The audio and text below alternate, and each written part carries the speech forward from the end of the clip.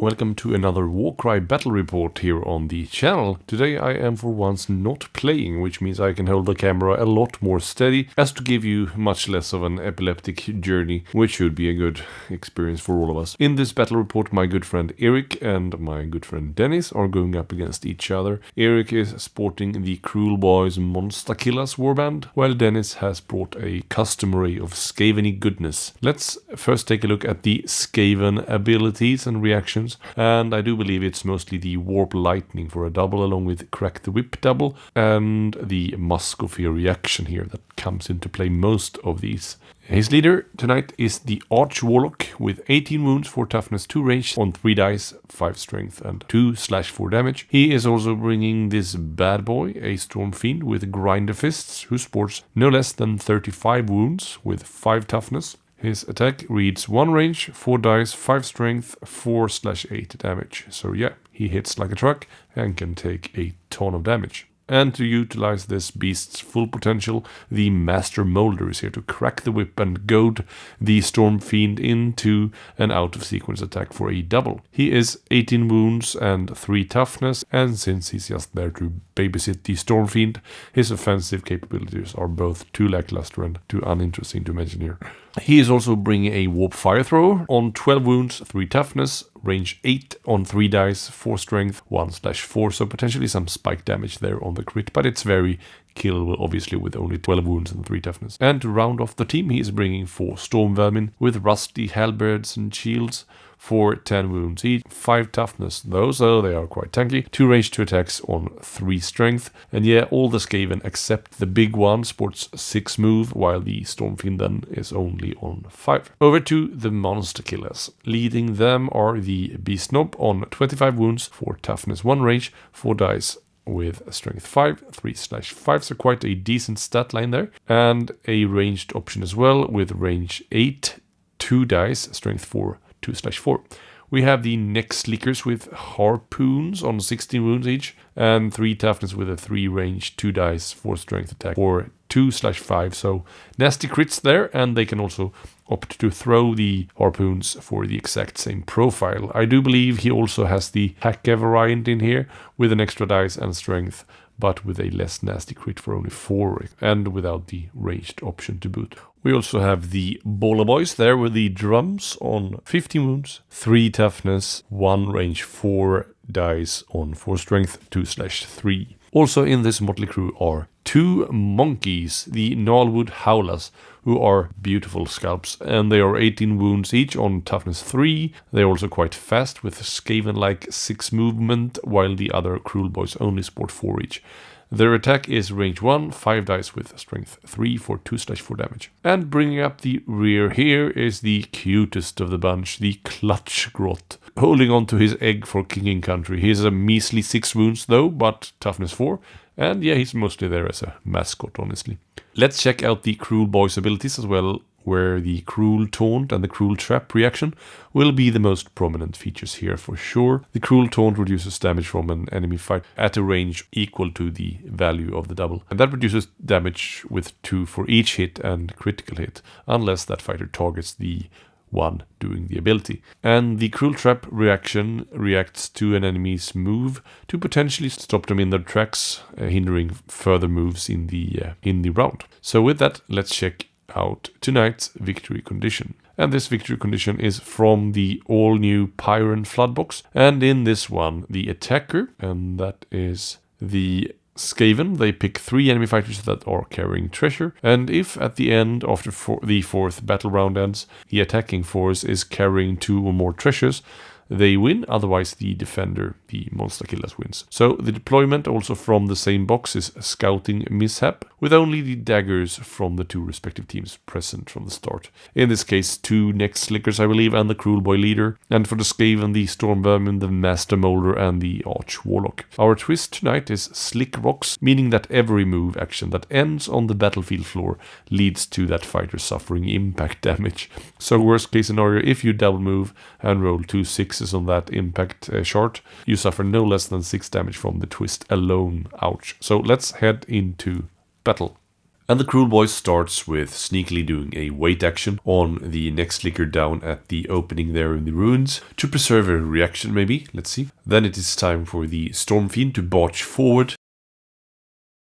And after his first move, the next licker perched at the top of the ruined building reacts with Cruel Trap to possibly hinder further moves, but he fails to roll that 5+, which also would have caused 4 damage, but the Storm Fiend still suffers 2 damage from the reaction, but can move further. So after the Cruel Trap and a double move, avoiding 6s from the twist, he is down 4 damage. Then the Beast Knob activates and cruelly taunts the Storm Fiend, lowering his damage for the round, and then backs off with a treasure and attacks once, dealing 4 damage on the Fiend with a single crit, and the Beast Knob also suffers 1 damage from the Slick Rock. Then the Master Molder double moves in and uses the double to crack the whip, making the Storm Fiend attack through the vault with crit and 3 hits. He would have killed that next licker, but with the Cruel Taunt, the next licker still lives. Then the wounded next licker strikes back with his saved wait action, landing a crit and a regular hit for some sexy damage, totaling the Storm Fiend's wounds taken to 14 already. Then it's time for the Arch Warlock to simply double move forward, taking 2 damage from the twist.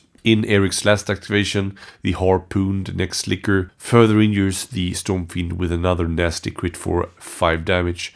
19 damage taken on the bloodied Storm Fiend already, and that rounds out the first battle round. No treasure dropped, and a lot of damage dealt to the Storm Fiend definitely places the Cruel Boys in the driver's seat for now. But there is a lot of Warcry left to be played.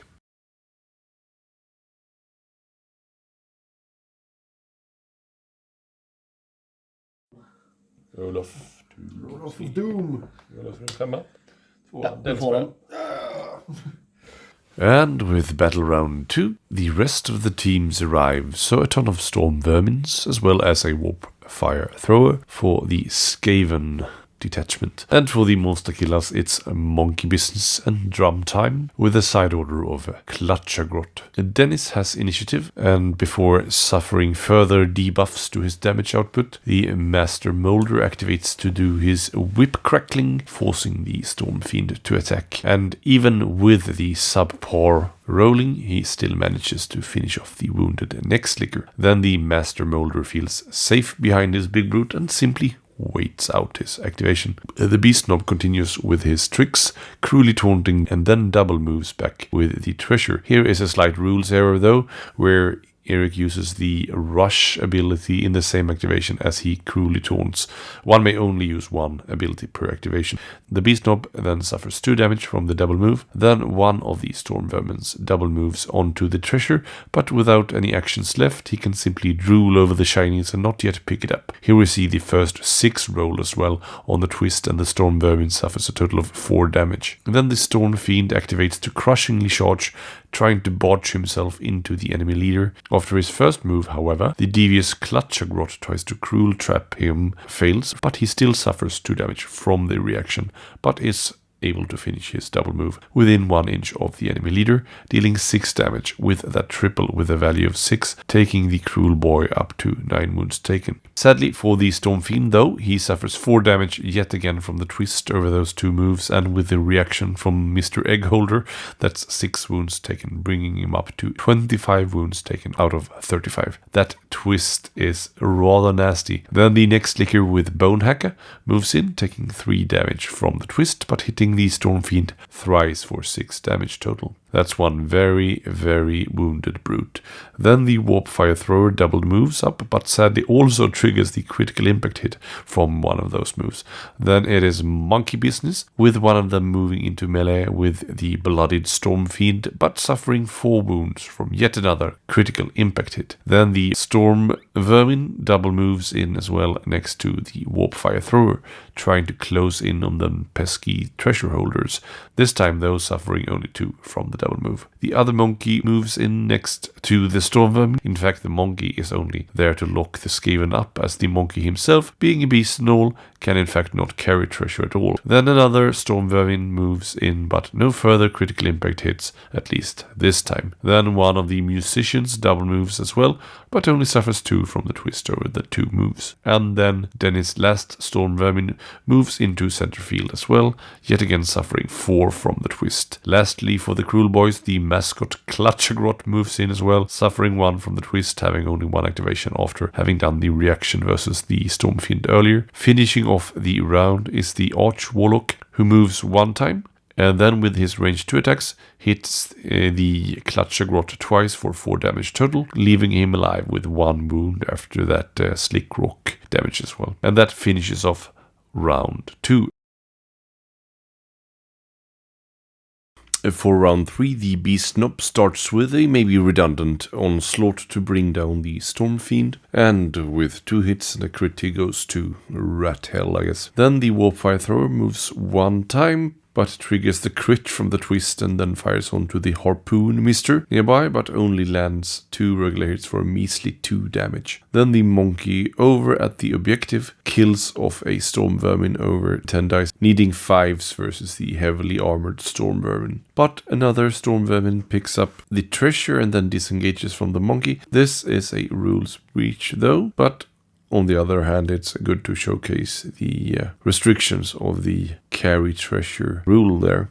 Not a big deal. Then one of the musicians moves on to engage the busted up Warpfire Thrower, taking 1 from the move and then whiffing all of his attacks. Then the Arch Warlock whacks his staff in the head of the poor monkey, dealing 4 damage from 2 regular hits. Then he does his triple to damage the 3 closest fighter here for 1, thus pinging the poor Clutchagrot to death. Unworthy, really. And then he uses his second action to whack the monkey yet again, dealing 6 more damage, but still not killing the ape, who is alive on 3 wounds left. Then another Neck Slicker moves into melee, triggering a Musk of Fear reaction from the Storm Vermin nearby, who then subsequently chooses his leader to do a free move action.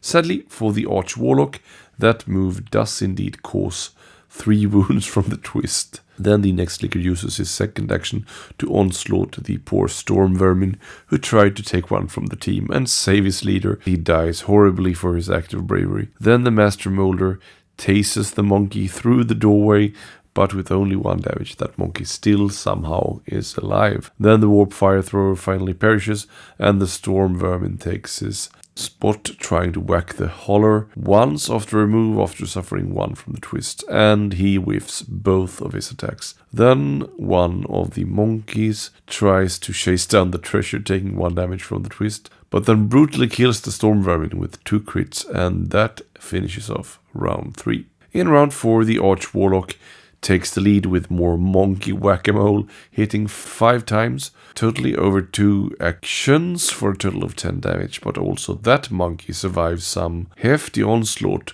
Then over at the other flank, the Holler moves over to the Storm Vermin, bringing him down with 7 damage, which was exactly what was needed. Then the Master Molder picks up the treasure from beneath the belly of the monkey and then moves back, and it takes damage from the twist. Then it is time for the highlight of the day, when the monkey that seemingly was indestructible up to now kills himself with the twist with a critical impact hit. That's just beautiful irony after withstanding so many attacks. At this point, the Skaven has no chance left to salvage this game, and we call it a couple of activations short to wrap things up. Well played by both gentlemen here, and very refreshing for me to take a backseat position and just observe for once. Hope you like the battle report and are hyped for more WARCRY, Underworlds and Age of Sigmar content here on the channel. Let's roll those end credits. This is me again, chiming in to thank you for watching the video. Please don't forget to like, subscribe and comment. All of those things help me out immensely. If you feel so inclined, do consider to become a member to gain a greater influence over the content, early access and just generally help me out. If you like this particular video especially much, feel free to click the thanks button as well to leave a small donation. All of those things are 100% optional, and I will never keep videos permanently locked behind a paywall, as my main goal is to spread the love for these games as much as possible. A special thanks to my members, whose legendary names are scrolling right before your eyes at this very instant. Don't forget, the games are not only about winning, but also creating unforgettable memories with your friends and opponents. That's it for me. See you soon. Bye bye.